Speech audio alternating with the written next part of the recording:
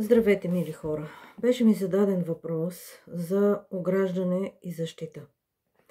Аз не вярвам в това, защото ние сме едно цяло. Всичко, което е. Това сме ние. За да се чувствате уверени и сигурни, препоръчвам установяване на здравословни лични граници и практикуване за развиване на вътрешна устойчивост. Какво са личните граници? Това са нашите вътрешни моменти и точки, в които ние определяме кое е приемливо и нужно за нас и кое не. Къде свършвам аз и къде започва другия? Какво мога и искам да давам и какво не? Как да се грижа за себе си, без вина и без да наранявам другите? Първа стъпка – самонаблюдение. Създайте си дневник. Вземете си една тетрадка и химикал и си записвайте. Задавайте въпроси към себе си. Кога съм изтощен, обиден, потиснат? След разговор с кой човек? След посещение на кое място? Отбелязвайте си в дневника тези моменти и места и хора, след които се чувствате изключително изтощени, обидени и потиснати. Друг въпрос можете да си зададете. Кога усещам, че потискам себе си, за да запазя мира? Много често ние го правим, аз също съм го правила като по-млада. Потискаме себе си, не изразяваме това, което мислим, чувстваме и искаме или желаеме, за да запазим мира около себе си. Но, както казват специалистите, психолозите, мира отвън създава борба вътре в нас. Там вътре започва войната със себе си. Затова си създайте навик и приоритет да не потискате себе си, да запазвате мира в себе си. Отвън нещата ще се преподредят според вас. Какво ми е нужно, за да се чувствам в безопасност, в спокойствие, в ресурс? Записвайте си тези неща, задавайте си тези въпроси, отговаряйте си, самоанализирайте се. По този начин ще опознавате себе си. Изразяване. Ясно и категорично не. Без агресия навън към другия човек и без вина навътре. Без да се чувствате виновни за това, че казвате не. Ако чувствате необходимост да кажете не, просто го казвате. Категорично и убедено. Създавайте си време за вас. Отделяйте си 10, 15, 20 минути, 1 час, колкото можете да си позволите във вашето ежедневие. В това време да бъде време за вас, да бъдете насаме със себе си. Ако ви звънят или ви пишат съобщения, или ви чукат на вратата, ако сте в стаята си, не сте длъжни да отговаряте в момента, ако нямате желание. И това го заявявате на другия човек, за да разбере той, че вие имате нужда от това време за себе си. Или ако някой се държи с вас малко агресивно, повишава ви тон, слагате край на разговора. Казвате, не можеш да ми повишаваш тон.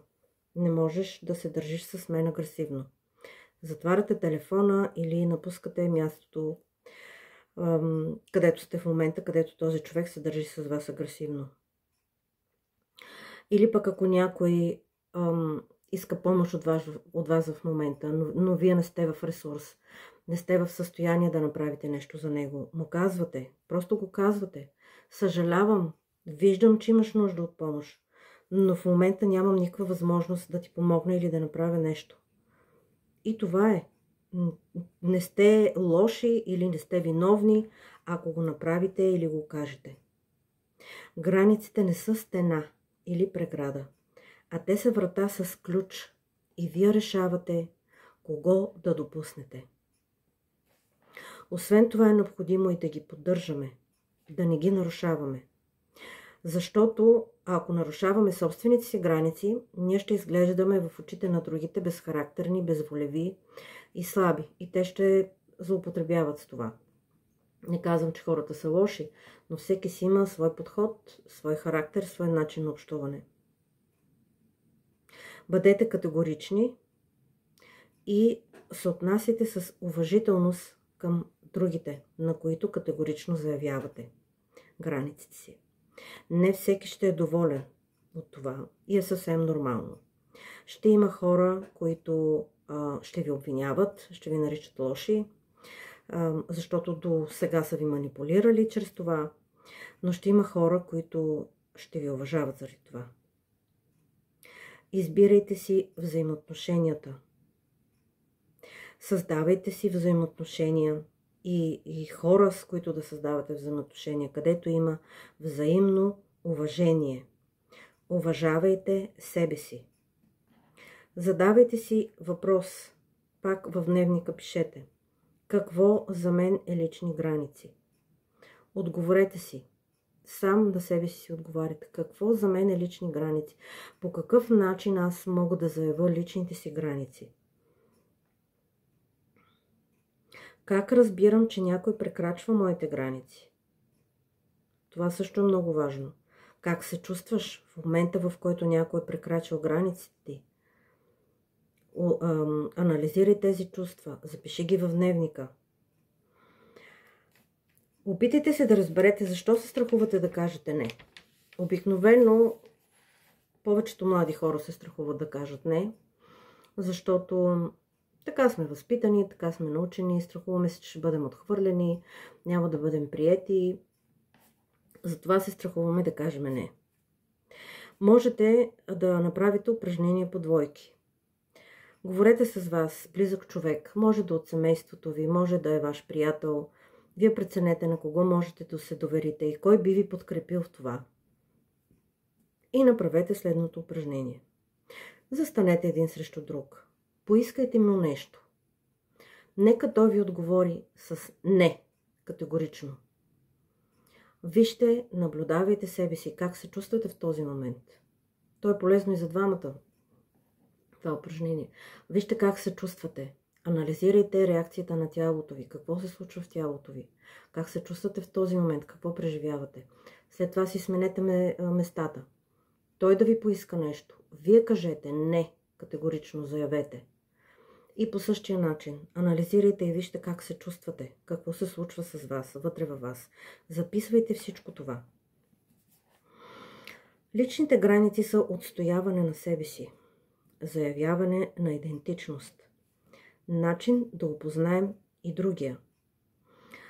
Тук искам да вметна, да дам като пример взаимоотношенията между майката и детето, защото всяко едно дете се самоидентифицира с майка си. До 3 годишна възраст детето не знае, че е отделна личност. То преживява чувствата и емоциите на мама. След това, когато почне да порасва, да ходи на детска градина, да започва да се свързва с обществото и в предпубертетната възраст започва да установява, да се опитва да установява лични граници. Ако успее този младеж да заяви личните си граници, то вече вижда мама като отделна личност. Не я вижда като мама, а я вижда като жена, човек и може да я опознае като такава. Давам го като пример, защото това важи и за връзките, взаимоотношенията, когато се влюбиме безумно и се разтворим и изчезнем в другия, ние загубваме представа за себе си и за своите лични граници. Но когато ги поставиме, ние имаме възможност да опознаем другия човек. Реакциите, както ви казах, са обикновено 2 вида. Едните ни атакуват, обвиняват, другите ни уважават. В такива моменти, когато заявим личните си граници, започваме да привличаме хора като нас, хора с воля, с характер. Започваме да общуваме с такива хора, да развиваме нови качества и започваме да се учим от тях. Личните граници ни помагат да съхраняваме себе си. Те са източник на сила, яснота и вътрешен мир. Спираме да поемаме чуждите емоции. Не реагираме импулсивно. Излизаме от ролята на спасител или ролята на жертва. Създаваме, развиваме една вътрешна стабилност и увереност. Здравословна самооценка на самите себе си. Личните граници са израз на любов към себе си. Това не е егоизъм. Създаваме чисти и ясни връзки и взаимоотношения, в които има пространство на уважение и на двете страни. Без лични граници няма истинска близост, а има сливане и изгубване на себе си. С тяхното заявяване ние не се изтощаваме, запазваме високите си вибрации. Отворени сме, за да позволяваме на живота да ни помага.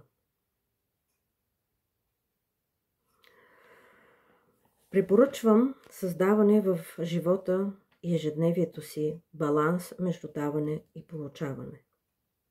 Да спираме на време да даваме. Не можем безкрайно всичко винаги да даваме. Трябва и да получаваме, да си позволяваме да получаваме, да благодарим. Да казваме да от сърце, а не от страх. Да сме изпълнени и в ресурс и да даваме от позицията на пълнота и ресурсност, а не от позицията на липса. Когато сме в липса, ние нищо не можем да дадем. Истинската хармония идва от центъра на баланса, а не от саможертвата. Духовен растеж и автентичност. С заявяване на лични граници се връщаме към истинското си аз. Изразяваме себе си свободно. Живеем в съгласие с вътрешната си истина. Усещаме по-дълбока връзка с тялото и всичко, което е. Границите не ни ограничават. В никакъв случай. Те дават свобода на душата ни, дават и посока и сила да се разгърне.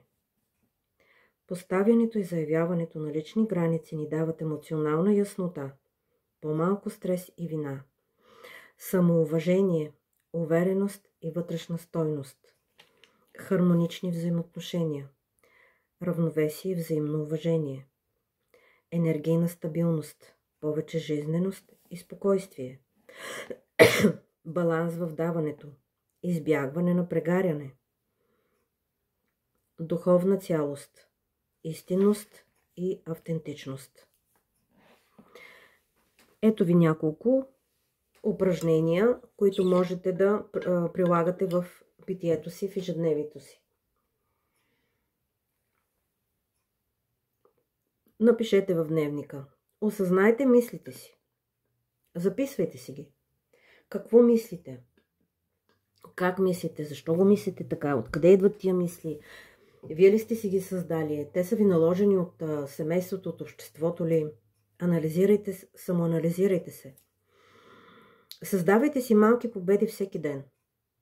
Например, днес няма да пуша, или ще пуша по-малко, или днес няма да ям сладко. Поставете си го за цел, направете го и след това се поздравете, наградете се, купете си цветя, купете си книга или сувенир някакъв, с който да се зарадвате. Благодарете на себе си, че сте се справили с тази малка победа. След това си поставете нещо по-голяма цел и по този начин ще развиете в себе си воля да се справяте. Представете си живеете успеха. Вече реализирал се. Представете си това, за което мечтаете, това, към което се стремите. И живейте го, като вече случило се. И благодарете. Почувствайте го. Грижете се за тялото. Грижете се за вашето тяло. Разхождайте се. Излизайте сред природа. Почивайте си. Хранете се със здравословна храна. Взимайте си душ, който да ви доставя удоволствие. Наслаждавайте се на този душ. Танцувайте. или каквото имате нужда. Купете си една красива дреха, с която да се зарадвате, да зарадвате тялото си, или удобни обувки. Ограничете токсичните влияния. Махнете телевизора, не гледайте телевизия, не гледайте новини. Махнете екрана, телефоните. Гледайте в интернет само неща, които ще ви помагат, които ще ви подкрепят, които ще ви научат на нещо. Ако имате затруднения с всичките тези неща, винаги можете да се обърнете към специалист, психолог, психотерапевт, който да ви подкрепи и да ви насочи, за да се справите. Най-важното, според мене, е самоприемането. Да приемаме себе си такива каквито сме. Да се обичаме такива каквито сме. Да не се опитваме да се променяме. Да не се сравняваме с другите. Да не се опитваме да им подражаваме. Единственият човек, с който според мен трябва да се сравняваме, това сме самите ние от миналото. Направете си един анализ. Какъв беше моят живот в миналото? Как живеех? Как живея сега? Вижте постиженията, които сте направили до момента. Вижте в какво сте успяли. Вижте какво сте постигнали. Как се е развил живота ви. Благодарете за всичко. Ако в момента сте в затруднение, благодарете на това затруднение, защото това е момента, в който вие започвате да търсите начини да се справяте. Всяка криза, мой преподавател, доцент Кацаров казва, всяка криза е вход към себе си. Така че, мили хора, не се страхувайте, бъдете смели, работете със себе си, уважавайте, приемайте себе си такива каквито сте. И така постепенно, категорично ще развиете воля, увереност и ще заявите вашите здравословни лични граници.